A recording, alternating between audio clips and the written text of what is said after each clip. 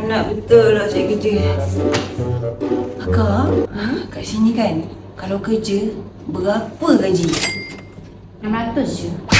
Nama tu sikit. Tapi kita bayar pun sehari punya gaji.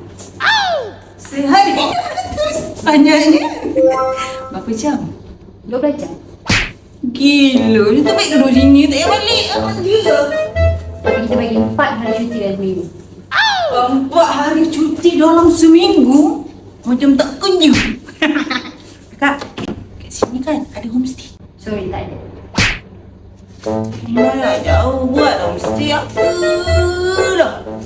Tapi kita bagi allowance sebulan 5K. Sebulan berpuasa.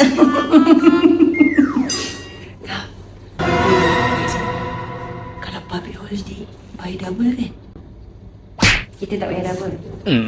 Mandi macam mana nak kerja? Saya baru mangat-mangat nak kerja lah. Apa lah, orang nak duit bagi tak sikit lah. Mostly kita bagi triple punya girl. Triple? Bukan double. Banyak tu. Last question kak. Bos kat sini okey?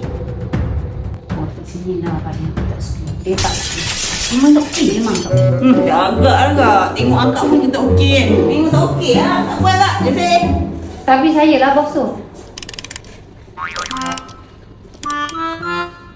Saya nak kerja